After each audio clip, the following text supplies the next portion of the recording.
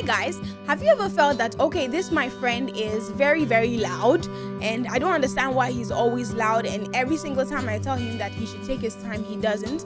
Or this my friend is too quiet, too timid, and I don't understand, like, we try our best to put a lot of vibes in there, but still he doesn't seem to come out of his shell.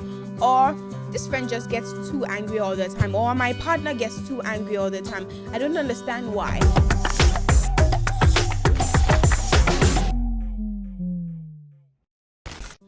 There's a psychological theory that suggests that there are 4 main personality types, 4 temperaments, and these temperaments affect the way we behave. So if we understand these temperaments, we'll be able to understand each other and understand those close to us and why they behave the way they behave, and also why we behave the way we behave. It's not really just so that you can say that, okay, this is my personality type, or this is my temperament, and these are the pros, these are the cons, and so I can't do anything about it. But it helps you understand what your strengths and your weaknesses are to help you to be able to work on it. So now let's get right to it. The first personality type I'm going to talk about are the sanguines. The sanguines are the bubbly type, the energetic people. You know those people that they get out there and before you know it, like, they know everybody. They're just out there, they're just chatting with everybody, and you're like, did you know this person from like 2 years ago or something? How long have you known this person? Oh, we just met. And you are like, wow, you move really fast. Those kind of people that they stand out in the crowd, they can never be hidden. Like, they can really never be hidden. They're just out there. And yes, anybody who is mentioning my name, yes, I know.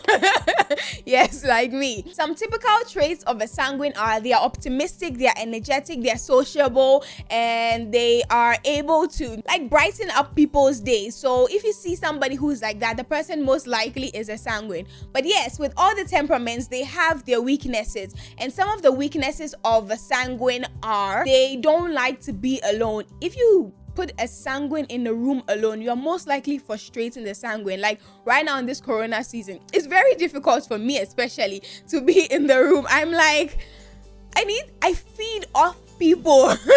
That's what sanguines do. We feed off people, being around people, and so we get our joy, we get our things from being with people, being able to communicate with people. So if you put a sanguine in a room alone, or you restrict a sanguine's movement, you're most likely really affecting that sanguine. Another thing is that they are disorganized people usually, because they're very spontaneous people, like they're all over the place. So most of the times they tend to be very disorganized. They tend to be people who just have disorganized thinking.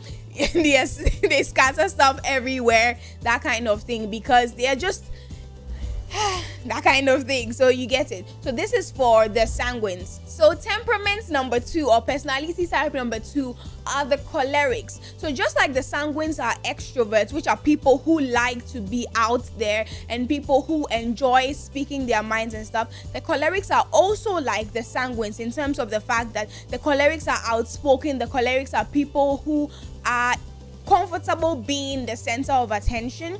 But the difference between the cholerics and the sanguines are the cholerics are naturally born leaders. So if you've met somebody who is like they come into a room and before you know it, they're taking charge, they're putting things here, this, and then they're just taking charge of things naturally. It's not because the choleric wants to be bossy, but naturally they are bossy, naturally they're authoritative, naturally they're people who their leadership skills just shine. You cannot put their flame under the bed or something. They will shine no matter where they are, because they naturally are born leaders. They're also very intense and very focused people, and let me not forget, very competitive people. They like competition. I like competition. I feel like competition is really fun. Like, it kind of like shows how smart you are, and I think cholerics just like being proven smart. Like, they're actually smart people, so the last thing about their pros is that they have very high esteem, and they're very strong-willed compared to all the other 3 temperaments. Some of the weaknesses that cholerics have are that they are easily angered. They really get angry easily, especially when things are not done their way. Like, you have to do things like this. If they say you have to do things like this, you have to do things like this. And you have to do it when they say you have to do it. So they kind of like give a lot of pressure Also, they are quite authoritative, as I mentioned earlier, and quite a lot of people do not like that, do not like people dictating what they have to do. Also, they can be very impatient people and disagreeable people. So have you met somebody who you just realize that this person is just like, the person is pushy? That's what I think other people call it, pushy. So it's like, hey, I said do this, you have to do this, and so why aren't you doing this? And like, it's like they always want to be in charge, they always are telling you what to do. Most likely that person has choleric traits that stand really out, and so that's just how the person is. Note that I mentioned that even though you have these, you can know your weaknesses and your strengths and be able to work on your weaknesses and also improve on your strengths. So these are just so that you can know them and then know how you're going to work on them. So if you have not liked so far and you're enjoying the video, please don't forget to hit the like button. It's very important to boost this channel. Okay, so temperaments number 3, we have the phlegmatics. The phlegmatics are known to be people that are very, very likable people. They are introverts, so they don't just come out like that. The sanguines and the cholerics. So these people are very slow to anger. These people follow instructions easily. I'm sure they are very good people to be hanging out with the cholerics, because the choleric likes to say, and then the phlegmatic will just accept just for peace sake, because phlegmatics like peace. They understand human behavior and human thoughts, so they are very good mediators, they are very good listeners. They are people that you can easily go to when you're down or stuff like that, because they are very caring, they're very supportive. So these are the phlegmatics. So the weaknesses of the phlegmatic person are, a phlegmatic person is usually very slow to act. If you say that, okay, let's do something, and then we're all doing it, unlike maybe a sanguine or a choleric that is so fast to make sure that it's done fast. A choleric takes their time to process even their thoughts, to process what they are doing. So they're very slow. Something that will take maybe a sanguine or a choleric maybe 1 hour to do, it will take them like 2 to 3 hours, because of the fact that they have to just process the thing little by little, like slowly, and make sure that they are getting it right. They prefer to remain quiet on issues, especially so that they can have peace, and so usually they are pushed around for the sake of the fact that they like peace. They also tend to not like pushy people. They are also known to lack enthusiasm and energy. They are very to themselves. They are very closed, so they lack enthusiasm, they lack that energy that you may probably get from like a sanguine that is like all over the place. But the phlegmatic is the total opposite, so they are very reserved. They don't like to be out in the public, they don't like to be the face of stuff. They just want to remain in their little corner, and probably if they are shining, they shine there. If not, they're very comfortable with that. Number 4 are the melancholics. I call them the perfectionists. The melancholics are people who like to make sure that this thing is right. Like, it has to be done this particular way, and as it's being done this particular way, this is the result it's supposed to get. So there are people who think more about the future and calculate, so that in the end they'll be able to achieve very good results in the future.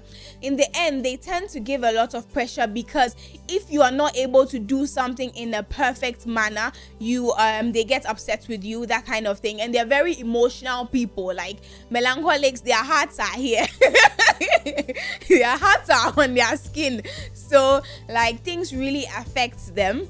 But I think what I really like about melancholics are the fact that they are perfectionists, which is the opposite of maybe a sanguine or a choleric. So they have to do things according to the book, they have to do things the right way.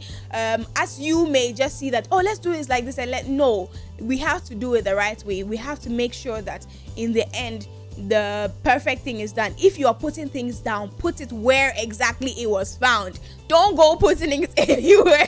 If it was found here, leave it there, like possibly even the way it was screwed, that kind of thing. And yeah, they're wonderful people. So the negative sides of melancholics are they often hold people to unrealistic and high expectations, because they have perfection goals, let me put it that way. And so like they expect you to be like like them, you have to be able to get things perfectly done. So if you are not able to do that, it's like you're failing them. And so that's something, and then you are disappointing them and they react to it. They're also very emotional. They tend to focus too much on preparations. So it's like things have to be done in a certain way, and so we have to prepare and make sure that everything that we have to end up doing, we have thought about it ahead of time and we have planned it. And you know, it's quite a lot of work. But the thing about these 4 temperaments is that in a group or a workplace, it's best to have all 4 because they complement each other. You may have someone who is disorganized and have another person who is organized. You are not necessarily wrong for being who you are, and maybe you did not ask to have the temperaments that you have, but it does not mean that you have to accept, okay, these are my weaknesses, and so whatever you do about it, this is how I came. Like me, for instance, if I'm supposed to accept that, okay, I am a sanguine and a choleric, which is like 2 huge extroverted sides. And so I'm like, okay, fine, the choleric side of me, which is a dominant side of me, if I decide that, okay, naturally pushy, naturally authoritative, naturally overbearing, and those kind of things, which are the weaknesses of a choleric, then in the end, people will not be able to live with me. But yes, if I show those form of traits, I have to be able to tell myself that, okay, I have to be better, because in the end, people's feelings matter. And somebody will say your right ends where somebody's right start. You're not allowed to sit on other people's rights. Yes, some people shine more than others because of their different temperaments. I mean, if you put a phlegmatic somewhere and a sanguine somewhere and you are deciding on who will win over the crowd, sanguines are naturally charismatic people. Phlegmatics are naturally reserved people. I mean, obviously the sanguine will win, but we all have our weaknesses that the other person does not have. And so if we understand each other, understand our weaknesses, understand our strengths, we'll be less judgy of other people and their weaknesses. And maybe we can contribute to how to help people become better and to turn their weaknesses into strengths. So that's what I have for you today. Please don't forget to watch my videos. Don't forget to like, and don't forget to subscribe. Please let me know in the comment section, which temperaments do you have? Most of the time we have 2 main temperaments, dominant ones. For me, like this, I am a sanguine and a choleric, as I mentioned earlier. And so you have to let me know which one you are, or which ones you are.